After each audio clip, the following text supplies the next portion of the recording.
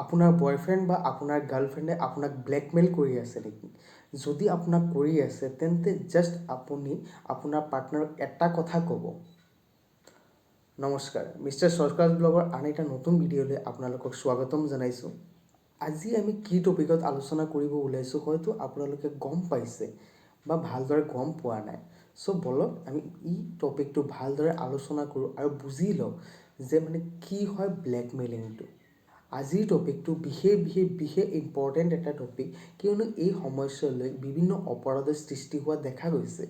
চ' মই ভাবিলোঁ মোৰ যিমান বন্ধু আছে বা ভাই ভণ্টি আছে তেওঁলোকে হয়তো এই সৰু কথাবোৰ নজনাৰ কাৰণে বহুত ডাঙৰ বিপদত পৰা দেখা যায়।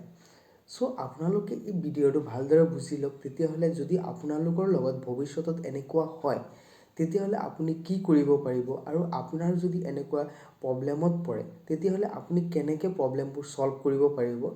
চ' এই ভিডিঅ'টোৰ দ্বাৰা আপোনালোকে গম পাব। বৰ্তমান সময়ত ল'ৰা ছোৱালীৰ মাজত এক প্ৰেমৰ সম্পৰ্কৰ সৃষ্টি হয়। প্ৰেম হৈছে ঈশ্বৰৰ দান, কৰিব লাগে। কিন্তু আচল কথাটো হ'ল যেতিয়া আপোনালোক প্ৰেমত থাকে তেতিয়া আপোনালোকে কি কৰে, ইজনে সিজনৰ প্ৰাইভেট ফটোবোৰ এক্সচেঞ্জ কৰে। ইজনে সিজনক দিয়ে এনেকৈ আপোনালোকে এক্সচেঞ্জ কৰে। যেতিয়ালৈকে আপোনালোকৰ ৰিলেশ্যন ঠিক আছে তেতিয়ালৈকেতো ঠিক আছে, একো প্ৰব্লেম নাই। কিন্তু যেতিয়া ব্ৰেকআপটো হয় তেতিয়াহে মেইন প্ৰব্লেমটো ষ্টাৰ্ট হয়। ধৰক মিউচুৱেলি ব্ৰেকআপ হৈছে তেতিয়াহ'লে একো কথা নাই, কিন্তু যদি মিউচুৱেলি ব্ৰেকআপ হোৱা নাই, কিবা কথা লৈ আপোনালোকৰ ব্ৰেকআপটো হৈছে, তেতিয়াহ'লে এই প্ৰব্লেমবোৰ সৃষ্টি হোৱা দেখা যায়। আৰু বৰ্তমান সময়ত 80% ক্ষেত্ৰত এই প্ৰব্লেমবোৰে ডাঙৰ সমস্যাৰ সৃষ্টি হোৱা দেখা গৈছে, যাৰ পৰিণতি স্বৰূপে মানুহে ছুইচাইড কৰিবলৈ বাধ্য হৈছে। চ' মই নিবিচাৰোঁ কোনোবাই ছুইচাইড কৰক বা একো কৰক। মই বিচাৰোঁ জাষ্ট এই প্ৰব্লেমৰ পৰা কেনেকৈ আপোনালোকে ছল্ভ কৰিব পাৰিব, কেনেকৈ আপোনালোকে প্ৰব্লেমটোৰ পৰা ওলাই আহিব পাৰিব। চ' মোৰ ভিডিঅ'টো ভালদৰে বুজি লওক, তেতিয়াহ'লে আপোনালোকে গম পাব যে কি কৰিব লাগিব একচুৱেলি। যদি মিউচুৱেল ব্ৰেকআপ নহয়, কিবা কাজিয়াৰ মাজত ব্ৰেকআপ হয়, এজনে আনজনক এৰি গুচি যায়, তেতিয়া এটা বদলাৰ ভাৱ সৃষ্টি হয়। যাৰ ফলত কি হয়, ইজনে সিজনক ব্লেকমেইল কৰে। ধৰক ল'ৰাটোৱে ছোৱালীক এৰি গুচি গ'ল, তেতিয়াহ'লে ছোৱালীজনীয়ে কি কৰে, ল'ৰাটোক ব্লেকমেইল কৰে।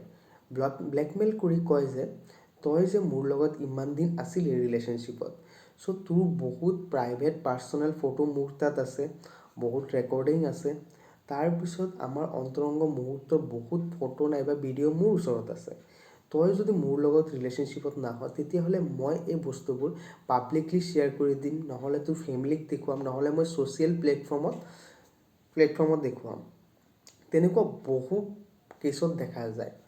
ধৰক এনেকুৱাও হ'ব পাৰে যে ছোৱালী এজনীয়ে ল'ৰাটোক এৰি গুচি গ'ল, তেতিয়া ল'ৰাটোৱে ছেইম বস্তু তেনেকুৱা ব্লেকমেইল কৰে যে তই মোৰ লগত ৰিলেশ্যনশ্বিপত আকৌ আহিব লাগিব, যদি নাহ তেতিয়াহ'লে মই তোৰ যিমান পাৰ্চনেল ফটো ভিডিঅ' আছে তোৰ ফেমিলিক দেখুৱাম, নহ'লে তোৰ ছ'চিয়েল মিডিয়াত আপলোড দিম। এনেকুৱা ধৰণৰ, যাৰ ফলত কি হয়, ব্লেকমেইল হোৱা মানুহজন মনৰ পৰা বহুত দুৰ্বল হৈ যায়, যাৰ ফলত সেই বস্তুটোৰ সুযোগ লয় যিজনে ব্লেকমেইল কৰে। আপোনাৰ লগতো যদি এনেকুৱা হৈছে, আপোনালোকে একদম ভয় খাব নালাগে। আপোনালোকে কেইটামান কথা জাষ্ট জানি লওক, তেতিয়াহ'লে আপোনালোকে একদম ব্লেকমেইল কৰিব নোৱাৰিব। যদি আপোনাক ব্লেকমেইল কৰিছে, সেই অৱস্থাত আপুনি জাষ্ট আপোনাৰ পাৰ্টনাৰক ক'ব, আপুনি যি বুলি মাতে, বাবু সোনা যি বুলি মাতে, ক'ব তই যি কৰিব আছে কৰ, ময়ো চাম তই কি কৰিব পাৰ। আৰু ফাৰ্ষ্ট কথা, তই যে মোক ব্লেকমেইল কৰি আছ, তাৰ কিন্তু তই শাস্তি পাব লাগিব, আৰু শাস্তিটো মই তোক দিম আইনৰ দ্বাৰা।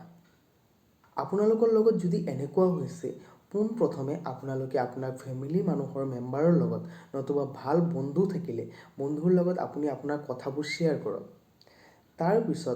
তাৰপিছত যদি আপুনি আপোনাৰ ফেমিলিৰ লগত ভাল থাকে, তেতিয়া ফেমিলিৰ লগত সকলো কথা ভাঙি কওক যে আপোনাক ব্লেকমেইল কৰি আছে।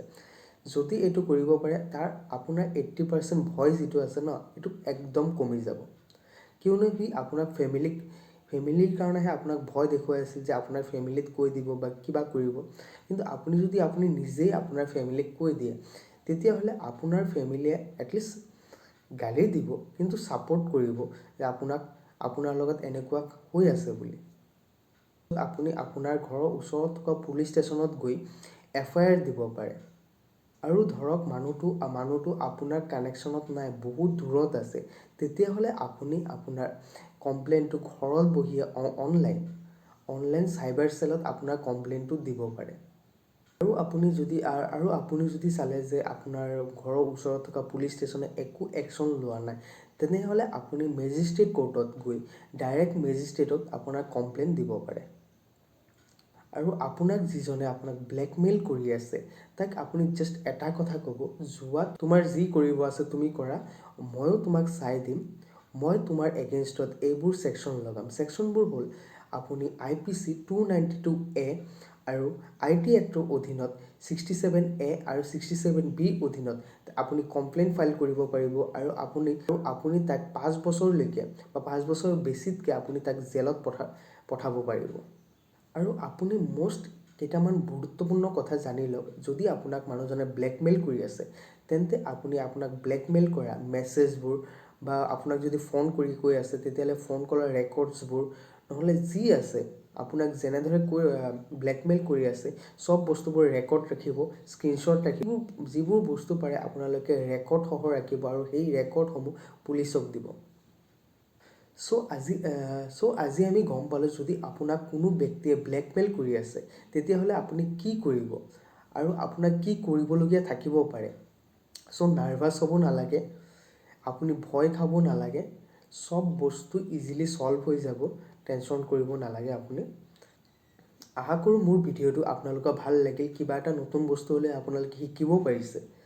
যদি মোৰ ভিডিঅ'টো আপোনালোকৰ ভাল লাগিছে, তেতিয়াহ'লে মোৰ এই ভিডিঅ'টো লাইক কৰিব, কমেণ্ট কৰিব, আৰু যদি আপোনালোকৰ কিবা সুধিবলগীয়া থাকে, তেতিয়াহ'লে কমেণ্ট বক্সত গৈ কমেণ্ট কৰি জনাব।